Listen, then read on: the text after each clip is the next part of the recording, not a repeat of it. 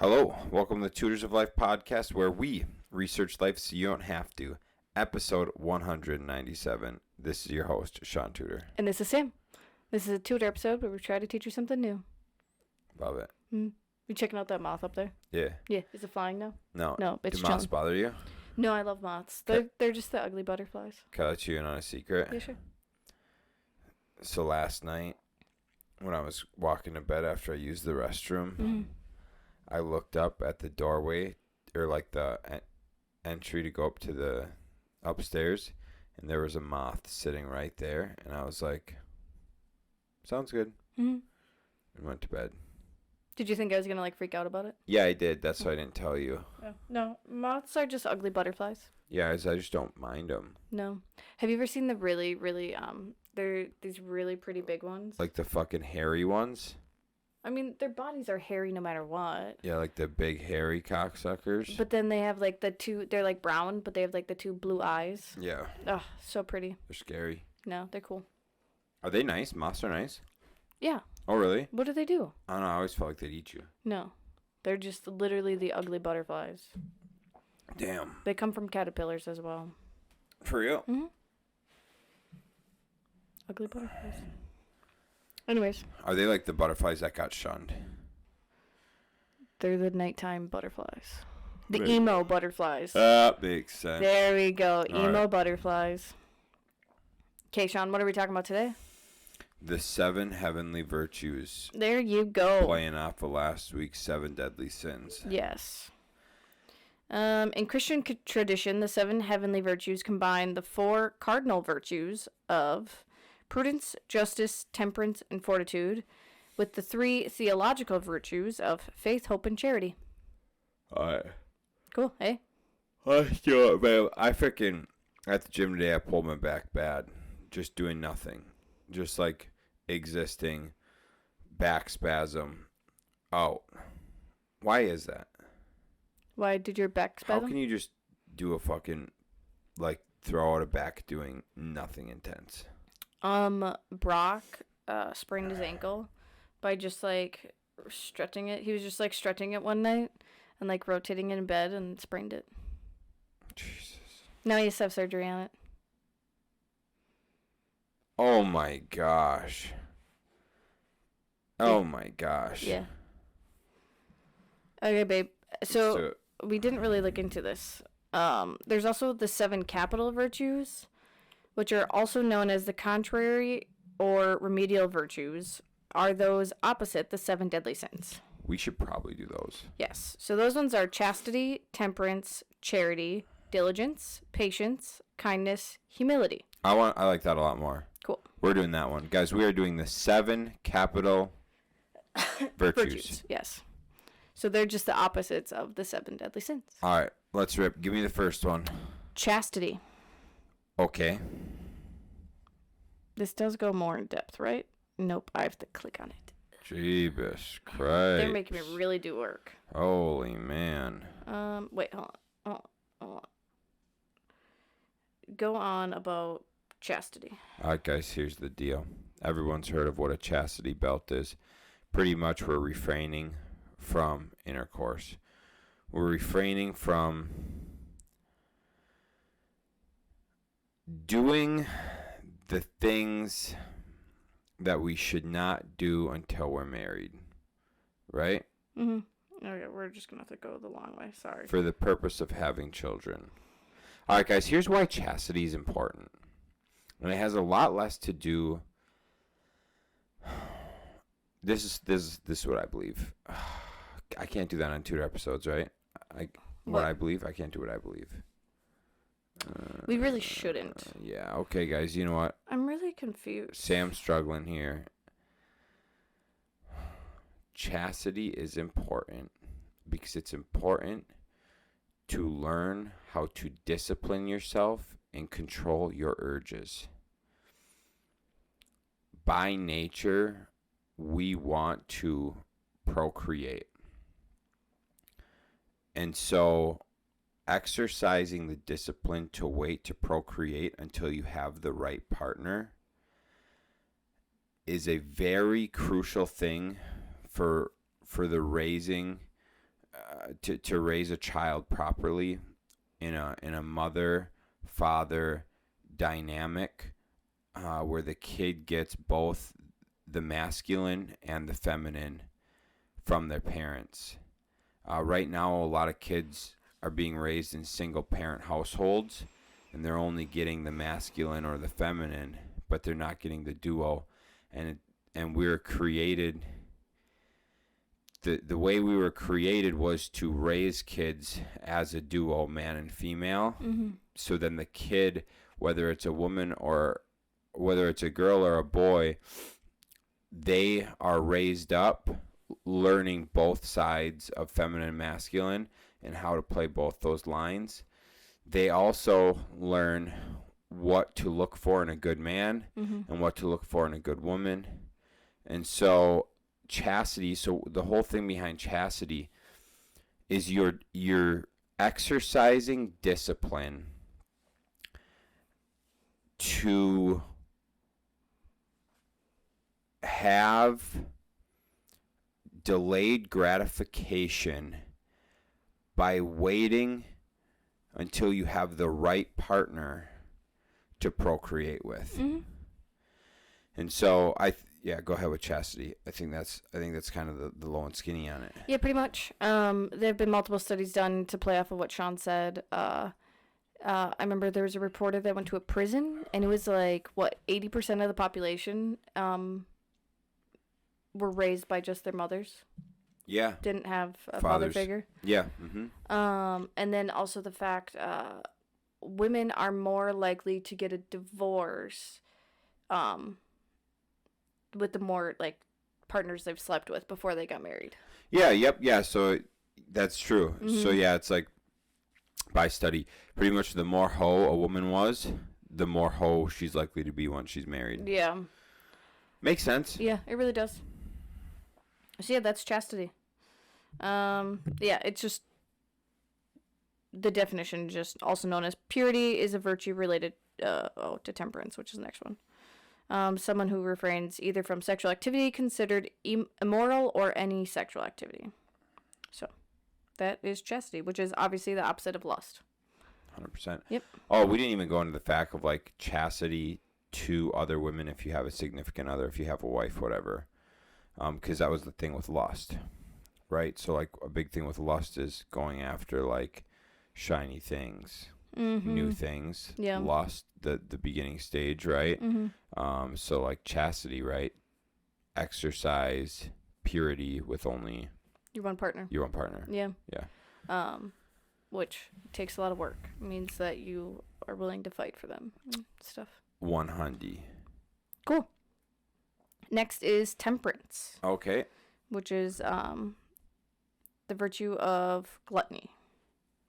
Temperance in its modern use is defined as moderation or voluntary self-restraint.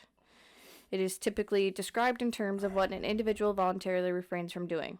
No shit.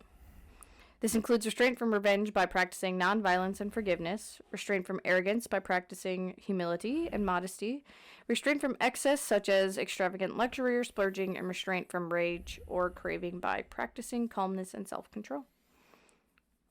That is temperance, which makes sense why it's the opposite of gluttony.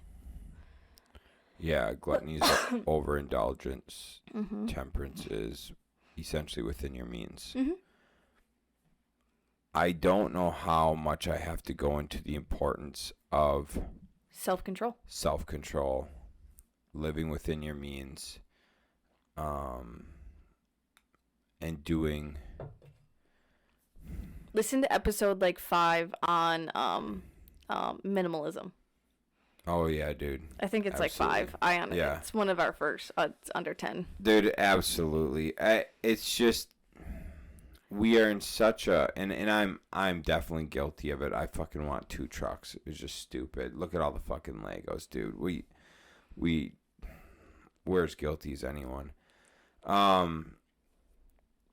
But we really place a high value on material things. We place a high value on experiences even.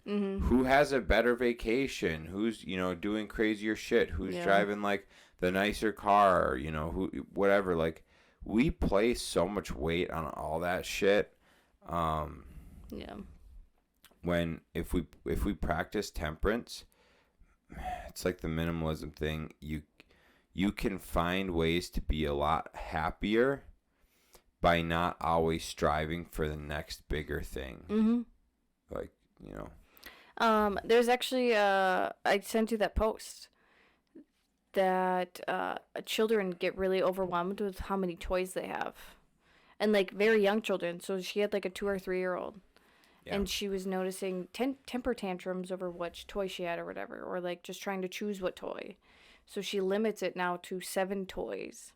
And she said like she rotates them in and out, but they'll only have 7 toys in like their living room at a time. And she's like, one, it makes it nicer for her to clean up after them.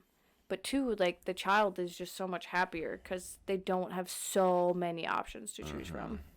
So it really goes to show that it can even help like a baby mentally, obviously, but also us mentally. Like if you have less options, then the decisions can be so much easier for you to make, and you won't be so stressed about it. Yeah, as I want a car collection. Yeah. Dumb as fuck. Go ahead. For the next one? I think so. Okay. Charity, which is the opposite of greed. And charity is the friendship of man for God. What? Which unites us to God. All right, I'm not buying it.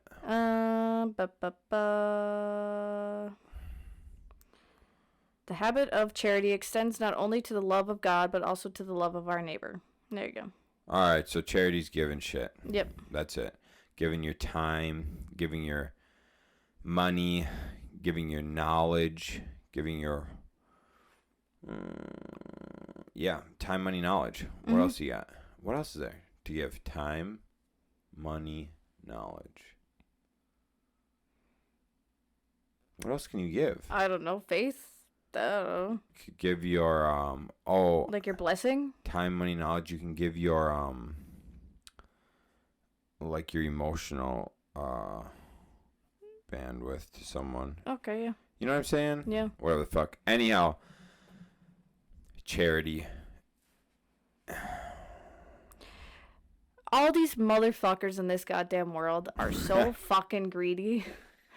Dude, everyone just thinks about their goddamn selves. Don't think about, like, how your actions affect others. How, like anything. Look at all these goddamn politicians. They don't give a fuck about anyone but themselves. Politicians. There's a bunch of business owners that do that. Like, you have to think of, like, what your actions are going to do that are going to affect everyone else. Yes, Shaun and I own rentals. Okay, well, we did that because we know some people can't buy houses, right? Like, they're just not financially stable enough, which is fine. And obviously we have to raise rents because property taxes go up, insurance goes up. But, like, we make sure that, like, we're not making, like, a shit ton of money off of people. Like, we do think about, like, our renters and shit like that and make sure that they can keep living. Especially the ones that we like. So, yeah, I mean, like, you have to think about your actions and how they will affect others. You have to. Right. So, with charity and giving, doesn't have to be money. It can be your time. It can be your knowledge. Sorry. We just, heard from our neighbor. Our 70-year-old neighbor was mowing our 89-year-old's lawn. Right. Like, that is just so charitable. Right, absolutely. Oh, and so it goes like this. If you're not giving now, you won't give later. Mm-hmm. And so, I've never really gave much money. Mm-hmm. I've done things to raise some money. I've done some challenges, like, burpee challenges. I've done challenges and shit to, like, raise money for things. And then I've, like, donated my time for certain causes. Like I donated my time for like a charity, for like breast cancer awareness and shit like that, right? So done things like that. But I would say more of the charity I've done is helping people when they need something. You know, which can be as little as like helping a friend move. You know, I've given, you know, friends call.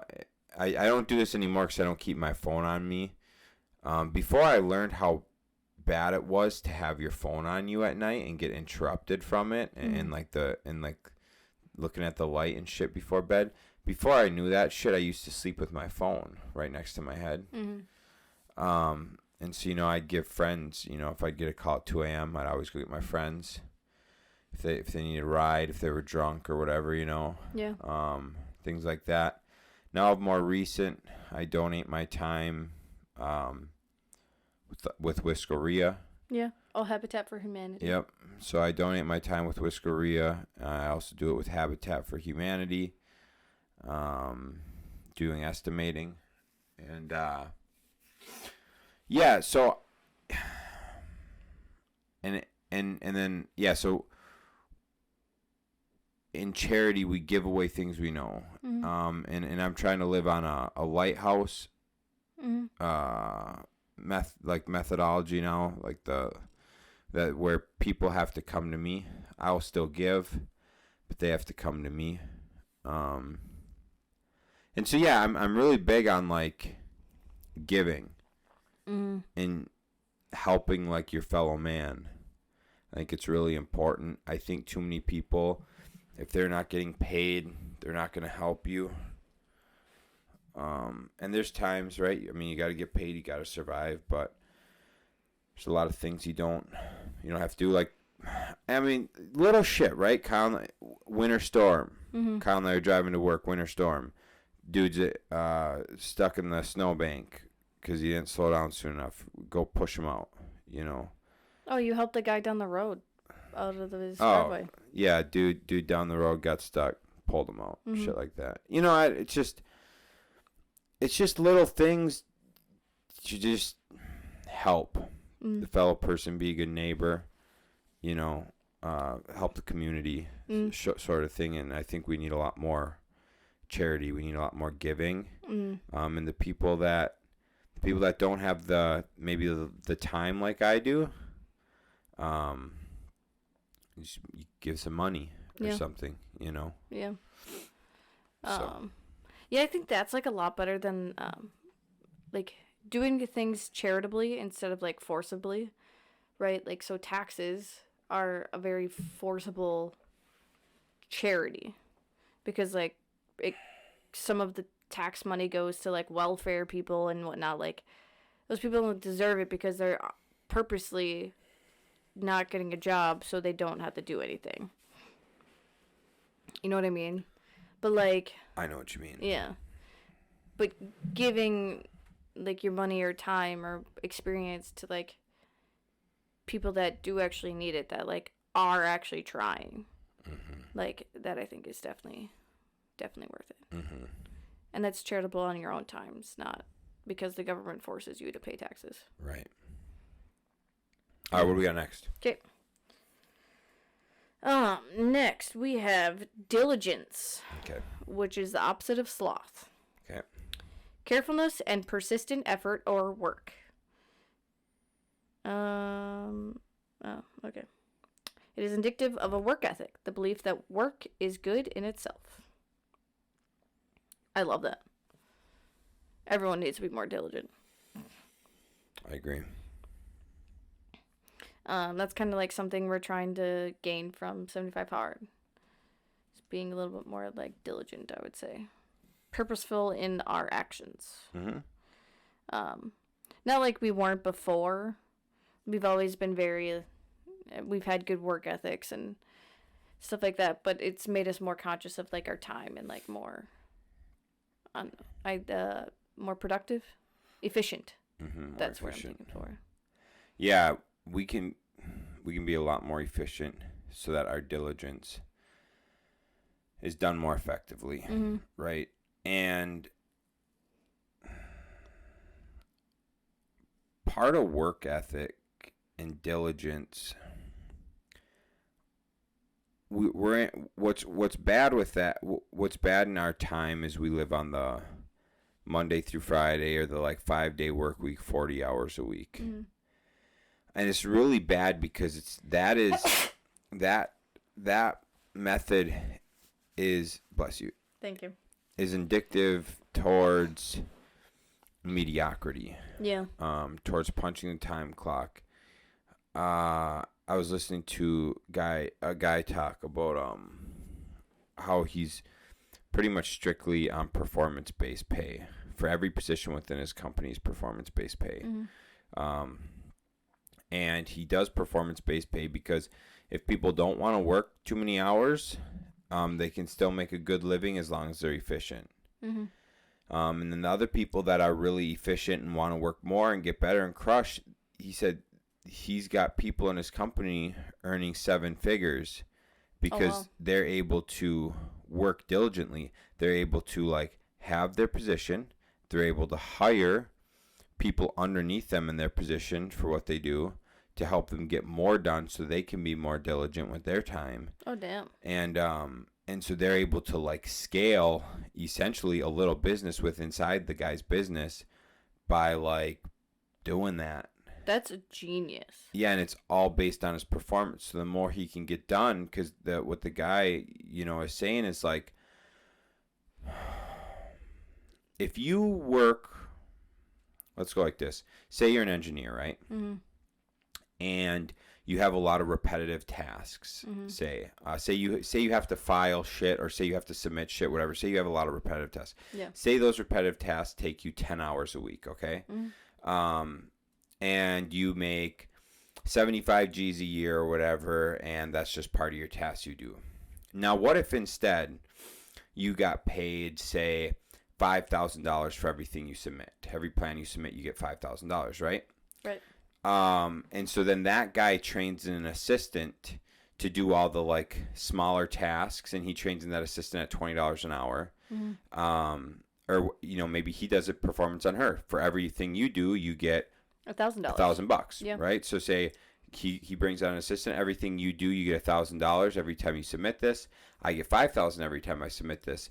So now he's taking an extra 10 hours, or maybe he's even working a little more now, to do another plan. And say he can get a plan done. Say he can get a plan done a week, right? Yeah. Maybe that's going a little crazy, but let's just say he can get a plan done every week.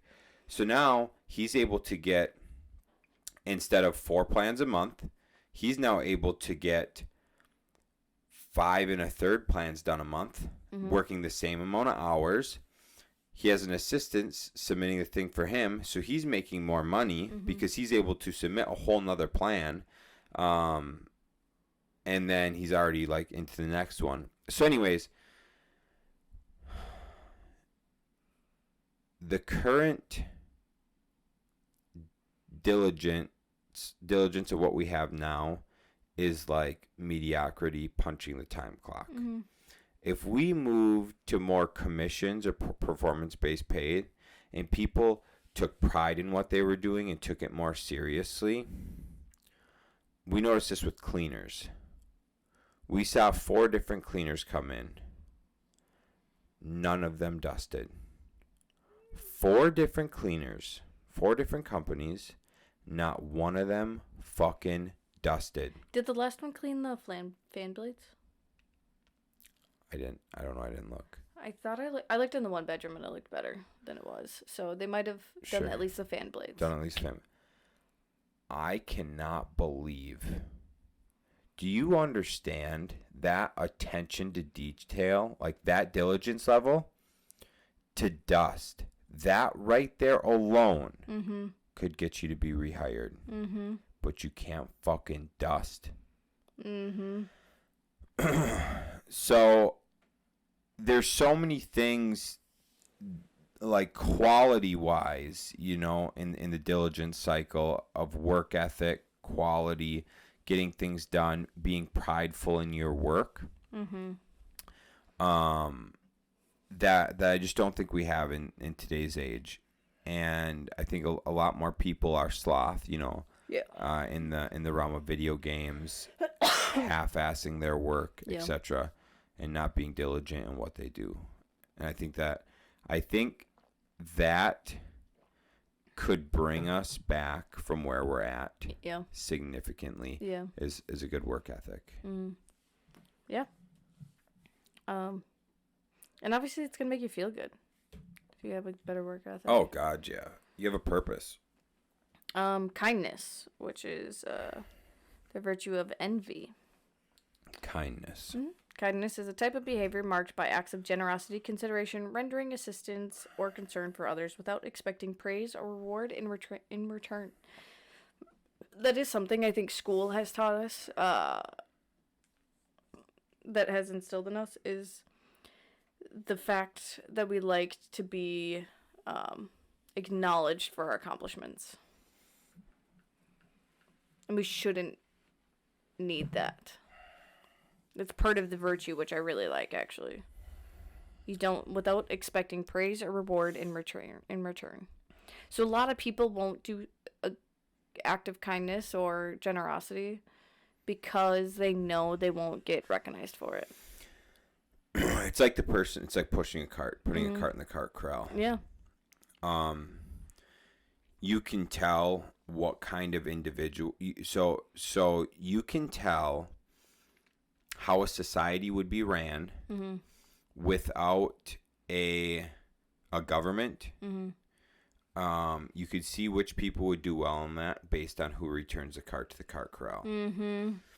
The individuals that don't return the cart to the cart corral would not be able to live in a non-government society, or, you know, where the government has control and oversight, like a full judicial system and all that. Because they don't follow simple, like, social constructs, or, like, you know, like, they're not kind. They're not, you know, because they're not getting some sort of praise or some sort of whatever for acknowledgement for putting the cart back, so they don't do it. Kindness is putting the cart back, so that people aren't running into your cart. Someone else, the cart boy doesn't have to go fucking chase the cart down. Right. Whatever. That's kindness. And so you have that on so many levels. And Kyle and I, what turns me from not being kind to envy, or whatever, what's the anger one? Wrath. What makes me go from kindness to wrath real fucking quick is when someone does not hold the door for you. Instantly. Wrath. Dude, people will open the door just enough for them to they will look at you. They'll look at you. Sneak in. And then they'll just open the door just enough so they can get in, and it slams behind them. It's like, you are the lowest level of society, period. And if it was up to me, those type of people, like, if say it was in the 1800s, in the 1700s, back when you could just shoot people. Yeah, you just shoot them. I would kill those people. Yeah. 100% I would shoot them. Do you want to know another, I feel like, huge sign? How people treat public bathrooms. Dude, do you wipe your fucking piss up? Do you fucking leave a poop smear on the fucking seat? Oh, dude, yes. Dude, we've had a real issue with the public bathrooms at Banbury lately. So bad. People are so disrespectful. And like, that's just so inconsiderate to, like, just be like, oh, someone will clean it up for me. You are literally making someone else clean up your literal shit because you're too fucking lazy. Too sloth. Oh my God. Yeah, so this is where I end up turning to wrath. Yeah. It's where I turn to wrath. Dude. 7 deadly sins. So my workplace, we rearranged, so now We always have to use public bathrooms in our new space, which kind of sucks, but whatever. For real? Yeah. Yeah, we don't have any private. There's the one men's only, but that one keeps getting clogged, so we're not even using that one. So yeah, it's only public bathrooms. Oh no. The one side though, it's only us and then another business that's like never there. Sure. So that one not bad. The one by me now, it's like there's indoor storage units. Oh man. So that's the one that all of those people use. Oh man. The other day, fucking walked in there, and I hadn't had issues in like, we've been over there for what, a month and a half now. I have not had an issue with both stalls being fucked up. Walked in there, one stall was completely clogged, like about to overflow clogged. Luckily, couldn't see anything. You just see the toilet paper, but it was clogged. And then the other one had the fucking poop smear on the toilet seat. I'm like, really? You fucking can see that the other toilet is clogged, and you just leave your poop smear all over this? The fuck? So then I had to go hike the 10 minutes to the other bathroom. Wow. That's tough. Dude, bad. Yeah, so kindness. Let's just go on that for a minute. Sorry. At the end of the day, it's the saying we've always heard, treat others how you would like to be treated. And if we could all do that and be kind to one another, smile, wave, hold the door, offer a helping hand. If you're driving by and you got time and someone's stuck in a snowbank, push them out. Yeah. You know, things like that. And I know, like, society sucks right now, so it's like, you never know if you pull over and, like, someone's just going to just shoot you. But if we don't start doing that, then it's never going to change. Right. Well, that could go into the importance of carrying in the Second Amendment. That's true. But Darwinism and shit. If someone pulls a gun on you, hopefully you're faster. But yeah, be kind to each other. Yeah. It goes back to the fucking think about how your actions affect other people. Get more to that? No, be kind to people. Be nice to people. Okay. Patience is the virtue of wrath. Patience is the ability to endure difficult circumstances. Patience may involve perseverance in the face of delay, tolerance of provocation without responding in disrespect or anger, or forbearance when under strain, especially when faced with a longer-term difficulties. No, or being able to wait for a long amount of time without getting irritated or bored. There you go. All right. Patience is a virtue. Oh, is that why they say that? Oh, probably. Patience is a virtue. Yeah, that makes sense. Dang. How come you don't hear kindness as a virtue? Seriously. Patience. Or chastity. Yeah. Very, very difficult. Okay, so Andy Frisella. Do you know how to gain more patience? By waiting. Do things that require patience. Yeah, that makes sense. That's it. I have to remind myself of that all the time when I'm waiting in line for some dumb shit. I have to be like, okay, the only way to acquire patience is to do things that require patience. And then I take a deep breath and wait. What you described patience, though, that's a lot more deep to patience than I thought. Patience, I always thought, was just your Waiting. ability to wait without blowing off the handle. But all those other things you said, I am actually pretty okay at. Yeah, I kind of liked the rest of these. Yeah, it was kind of cool. So let's go through them one by one, kind of here. So the actual definition is the ability to endure difficult circumstances. The ability to endure difficult. Okay. This is tolerance. I would say, like, in today's terms, that's tolerance. And there's a lot of tolerance in struggle. And so Andy talks about this on his podcast all the time, and we talk about it, and I've seen it in our life substantially. Mm-hmm. Things that used to get me flustered or anxious do not even enter my radar anymore through building up a tolerance and patience for these things, right? Mm-hmm. And so what I mean by that is, when I first started in business, a meeting with a case manager got me so anxious, right? Mm-hmm. By the time I was done with the company, meeting with the regional manager was like, okay, sounds good. It's just a meeting, whatever. Yeah. Like, it went from being so nervous and anxious to meet with a case manager to meeting with the regional manager every quarter and just being like, how you doing? What's new? How's life? Mm-hmm. Didn't matter. Yeah. And it was also the difference in how flustered I would get with workload. Yeah. And how I've been able to mentally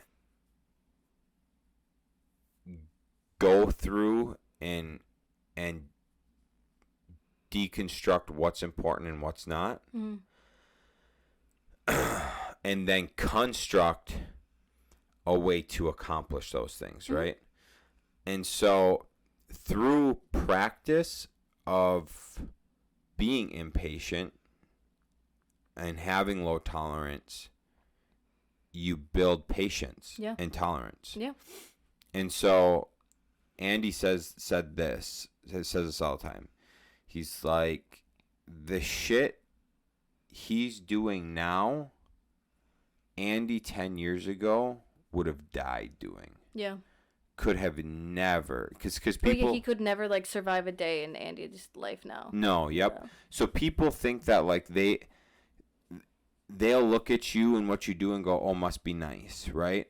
But it's like you don't see the 24 years of patience and tolerance being built, and it's the same thing with discipline for us, right? Mm-hmm.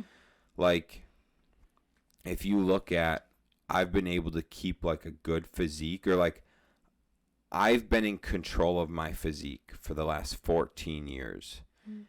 That's a lot of discipline to eat right, to exercise more days than I don't, to stay away from the shit that's going to impact me negatively, alcohol, mm-hmm. junk food, staying up too late, like having a bedtime and waking up early.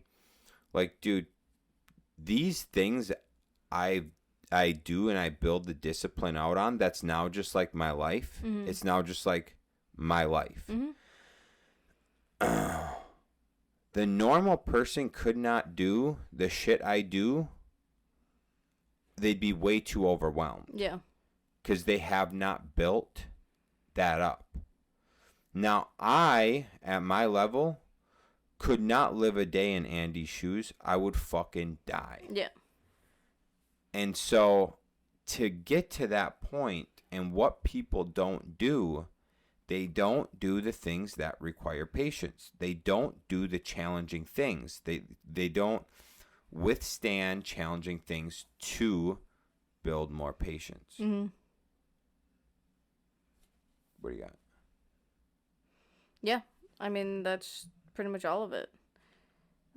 Perseverance in the face of delay. So, I mean, like, Shaun always gets so fucking annoyed if there's a long line, and I'm just like, what's the matter? Just gotta wait. Yep. Tolerance of provocation without responding in disrespect or anger. I think that's a really interesting one. I really like that one. Because it's, tolerance of provocation, which I really like.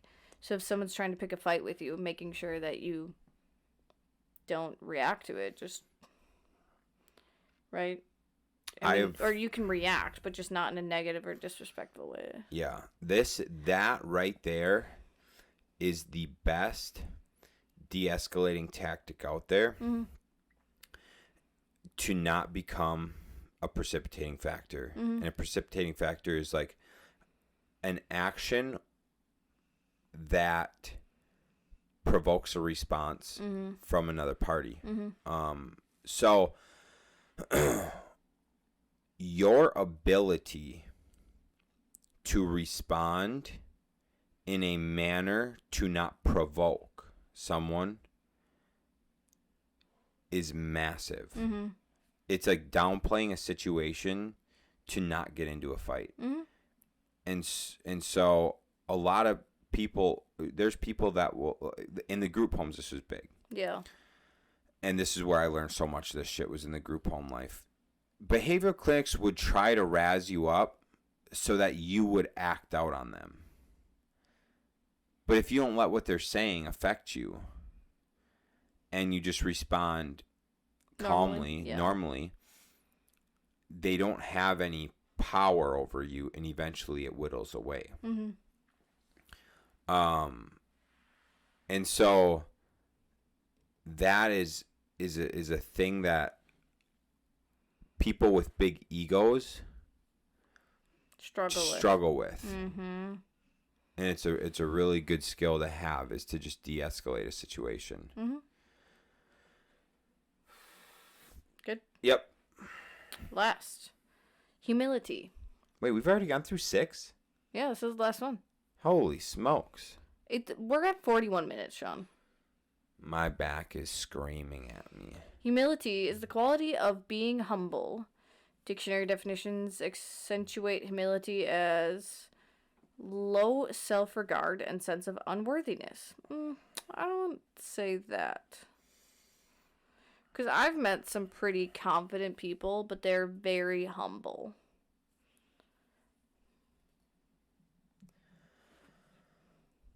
I guess when they say as a low self-regard and sense of... No, I don't know. No, throw that shit out. Being humble is not... Being humble is not being cocky.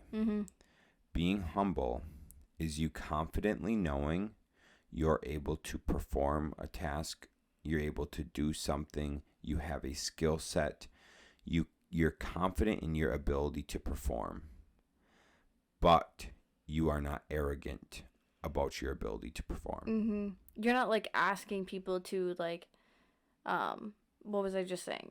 To recognize you for it. Acknowledgement, yeah. Like you do it how you always do it, and like if someone compliments you on it, like a lot of people that I know that are very humble are very just like grateful for the thank yous they get, or like this is so amazing, and grateful for the praise.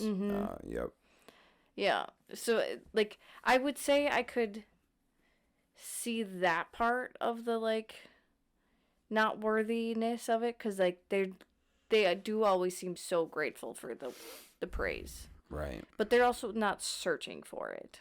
They're not searching for it, and that praise does not stop them from continuing to better themselves, right? And so so that plays into when you are not humble, you are seeking for affirmation from others, and that's where you get a lot of ego issues. And that's where you get a lot of like arrogancy, is searching for affirmation, and that's why you get weird actions from individuals, is because they're seeking affirmation instead of being confident in their abilities. I do know, like, I don't know if it's a woman thing or just a personality thing, but I like when you acknowledge, like, especially if I've done something around the house. Like, I like for you to acknowledge. But I've, like, learned that just doesn't happen, so I just, like, tell you. Because you'll be like, oh, what'd you do today? And I'll be like, oh, I, like, cleaned the kitchen, did all the laundry, and blah, blah, blah. And you're like, oh, cool. I did today, though. You did. I did today. Yeah. Yep. Yeah. And then usually at the end of the day, it's usually one of your gratefuls when I do things around the house. But I need to be more humble with that. I need to not but I think it goes back to the school thing of like, they taught us to, like, to look for that affirmation. Right? Or, like, be recognized for our achievements. Test scores. Yeah, exactly. Yeah, yeah. Anyways, that's just my excuse of why I'm like that. Yeah, no one likes excuses, babe. That is like that plays into a big communication topic, and we could do a topic about communication of not having expectations for your significant other in the realm of this. If I expect Sam to do laundry, and then when laundry's not done, I'm pissed, it is not Sam's fault she didn't do the laundry. It's my fault. I did not convey to her that I expect her to do the laundry. Mm-hmm.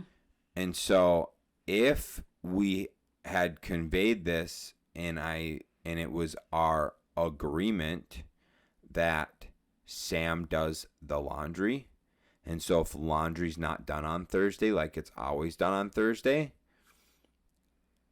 I have the right to be like, hey, why didn't you do our agreement? But if in my fucking brain I just expect Sam and think Sam should read my brain and have laundry done on Thursdays, and so I'm walking around pissed off because it's not, because the hamper's full, I am in the wrong. She is not. Mm-hmm. That is definitely, like, one thing we've had to, like, work on, because Shaun a lot of time thinks things and thinks he told me. Yeah. Sure. Go ahead. No, we've discussed this, because you're, like, I don't remember what it was recently, but you definitely were like, oh, I definitely told you about this, and I was like, no, you did not, and you're like, I thought about it in my head that I was going to tell you this. You know, I think you just don't. I think you got selective hearing. No. Is what I think. Not as bad as you. I think you I think you just sometimes tone me out. No, I don't. All right. Debatable. Whatever. But yeah, I think that does play very... Yeah. What are we on? Humility. Oh my God. Yeah. What did that have to do with humility? Communication. Expectations. Okay, yeah. Because, yeah. You don't need to be recognized for things that are agreed upon. Right. Got it.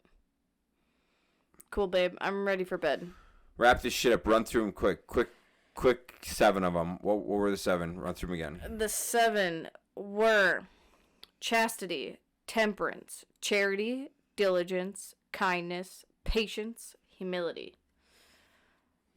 And those are your 7 virtues. 7 principal virtues. 7, was it principal? No. They were 7 capital virtues. Same shit. All right, guys. Thanks for tuning in. I hope you learned something. Try to have the 7 capital virtues instead of the 7 deadly sins. 100%. Think about others. Not about yourself. Communicate. I'm ready for bed. All right, guys. Thanks for tuning in. We will catch you on the next one. See ya.